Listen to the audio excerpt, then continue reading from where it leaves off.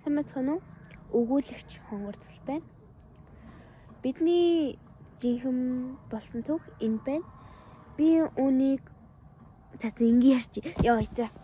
За хамгийн эхлээд би өнөөдөр юу хийж байна вэ гэвэл би аимшиг өгүүлэг ярьж өөрийгөө сорж үзье гэж бодсон. Тэгээд бүр хичээсний эцэст 2-7 хоногийн турш хайсны эцэст 4 ингээд энэ ар хангаан нэгэн нууцлыг зүүн сумгийн тухай түүх нүдтэй хад гэсэн сэдвтэй аимшиг өгүүлэг бодит явдлаас хэний сонсож байгаагүй тийм аимшигыг олох гэж хичээсэн.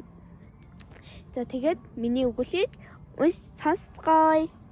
Пауз аваад ингээд хөөтөлжсэн миний тиймэрхүү юм талаар ярина. Судлахад надад маш хүндрэлтэй байсан. Бас үнэхээр хэцүү байсан. Яагаад гэвэл ингээд урт өгүүлэг дээрэс нь ингээд амар нэг тийм хэцүү олохын бусдаас нь хүмүүс сонссон байх вэ гэж айсан. Гэтэ энийг ихэнх хүмүүс мэддэг юм байлээ. За орцгоё. Угаасаа би энийг өөрөө хайж болсон юм чинь өөрөө ингэж үзсэн юм чи харж л уншин штэ. Чэжлэн гэж овцоо. Sorry. Энэхүү үйл явдал нь түүний нэр бол нүдтэй хад. Ар хангаан нэгэн нууцлаг зүүн сумгийн тухай түүх. Түүхээ эхлэхээс өмнө энэ түүхийг бичсэн хүний нэр үлдээгүй, харин түүнийг тэмдэгсэн сүлд хിവэр тааралцсан гутал гар утас чихвчин хамт олдсон. Цагдаагийн байгууллага юу ч тайлбарлаж чадаагүй гэдэг. Гэтэ юу ч тайлбарлаж чадаагүй гэхээр сонир байгаад за өргөжлүүлцгээе. Нэгэн мартагдсан тосгонд болсон үйл явдал. Ар хангаан тариа цумаас 80 км-ийн зайд орших жижиг тосгон бий. Гэвч газрын зураг дээр энэ тосгоны нэрч байхгүй байдаг. Бүр ерөөсөн нэр нь байдаггүй. Бэнлээ би бүр Google-ээс хайж үзсэн. Орон нутгийнхан Боро гэж нэрлэдэг. Энэ нэрийг анх сонсоод таалагдсан хүн бүр гайхдаг. Яагаад гэвэл тэр тосгонд огтхонч бороо ордоггүй. Сонь байгааз. Байгалийн зүлэг ногоо цэцгэлсэн мэт харагдавч дотроо гачин намгүй. Амьтны дуу чимээ байдаггүй. Энэ тосгон руу очих замаар сүүлийн 10 жилд ердөө л 3 масын оцсон бөгөөд гуруула буцаагүй гэж нутгийнхан ам дамжуулан ярьцгаадаг.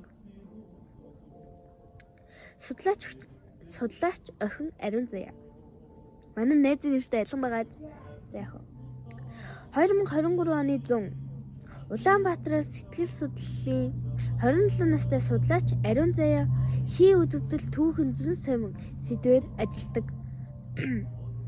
Хий үзэгдэл түүхэн зүүн сумин. Тэрэд бүрээд өвөөгийн хуучнаар бичсэн үлдээсэн нэвтрэлт борооны тухай уншаад хинж очдоггүй энэ тосгонд ганцаараа явсан юм.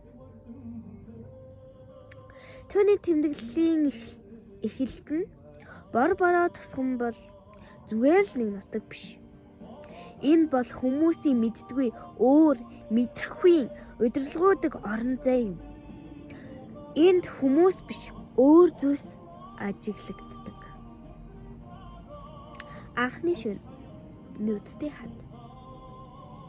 Ариун Заяа тосгонд очиод цөөхөн үлдсэн айлтай мэндэлж хуучин номын сангийн байр шиг зүйлд хоноглов. Оройн хүндлэн гэрлэр зураг авч суутал гаднаас хүний босоо хоёр гэрэл мэт зүйл байн цонхоор өнгөйн. Эхэндээ машин яваа гэж бодсон ч гадаа хинч байгаагүй. Яг тэр үед цонхны цаанаас зөөлөн тогшсон. Гадаа гарч үзтэл өмнө бүү хад дунд нэг нь яг хүний нүд шиг овгор цагаан зүйл байв. Ойртож үзтэл үнэхээр нүд шиг хоёр цэг хаднаас анзаарагдаж Гэрлэн тохионд хөдлөх шиг болов. Гэрлэн тохионд нь хөдлөх шиг л болов. Тэр шөнө ариун зай дуу чимээгүй ч зүүдэндээ хин нэгний зогсож байгаа зураг, хүний инээмсэглээгүй царай, тохойгүй гар харсан гэж бичсэн байв. Тосгоны хуучин сургуульд хадгалагдсан нэг ноорхой дэвтрээс тэр дараах үгийг олсон. Би нэг бүр амар хайсан. За. Нүдтэй хад бол сүг. Нүдтэй хад бол сүг. 1930 онд Орос цэргүүд энд байлаж байхдаа тэр хадны хажууд шөнө дэмий гал түлж суусан бөгөөд маргааш нь 6 цэргийн цээж байхгүй байдалтай олдсон. Толгоонч байгаагүй. Нэг толгойн оронд бүгд шилэн нүд хийсэн мэт дугуй сэлбэртэй байсан. Тэднийг булаагч нь юу байсныг хэн ч хэлж чадаагүй. Утасны бичлэг хамгийн сүүлчийн дуу. Ариун заяагийн утсан дээр радио тэмдэглэл үлдээжээ. Хамгийн сүүлд үлдсэн дуу нь ердөө 11 секунд. Тэр дунд яг түүний амьсгал хэн нэгний сулхан харж байна гэж хэлсэн дуу. Хойноос нь арай чанга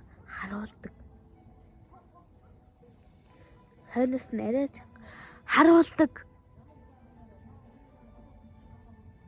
Гинэт хүчтэй цахилгаан шууган бас нэг эмэгтэй түүний хашгираа тэр үүгээр дууссан. Олдсон баримт. Ариун заягийн явсан замаар эвлэгчид оцсон ч тэр гэрээ орхиод алга болсон байсан. Газар нь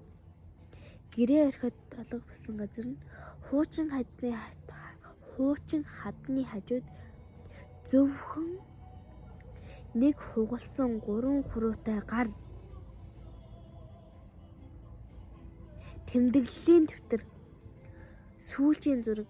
Тэр зурган дээр арын хадны завсраас нүд мэт зүйл цухуусан байсан олджээ. Төгсгөл биш. Нутгийн ахмадууд одоо ч хэлдэг. Хүн бүр харж чаддаггүй. Гэхдээ тэр чамайг үргэлж харж байдаг. Хэрвээ чи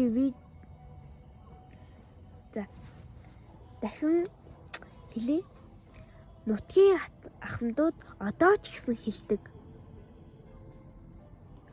Хүн бүр харж чаддаггүй ч гэхдээ тэд чамайг үргэлж харж байдаг.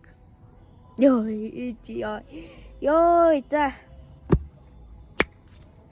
Энэ араа би бүр гэрээсээ ингэж тавьсан. Бүр үнэхээр хэцүү байлаа. Өгүүлэгч тийм амар биш юм байна. За ямар ч гэсэн миний part 1 өгүүлгийг сонсон чамд баярлалаа. Баяртай. Амар байсан гэхэд итгэж байна. Чамайг би харж байгаа шүү. Баяртай. Салцсан зураг шиг хямдхан болсон ч зун бүрийг үл хөнгөмэн чи байсан. Олё би ингэж амжиж чадахгүй мэн зүгээр хорлё. Гэж ашигсан шүнэ чи мартахгүй байсан. Надад ямар ч хөг их шиг байхгүй байна. Үйл яг гошиг нэхэд тусах нөлбөс чадахгүй байна. Баяртай гэж хэлэхгүйгээр баруун саашаа явахад ч бомцаач чи ирэх юм шиг бахан хүлээ зогссон. Баруун суулга хоёроо би баттай хаталаатгсаж бэртийдэхгүй бачимдах минь баруун нүднээс урсан. Баяртай миний хэлж чадаагүй сүүлчийн үг баяртай. Хүнийх болсон бүсгүй чи өөр хаягтай. Баяртай хайрамсаж амжаагүй эмэгтэй минь баяртай. Хадуун зүрхээ хүртэл чамд тайртай. Баяртай хэлж чадаагүй ганцхан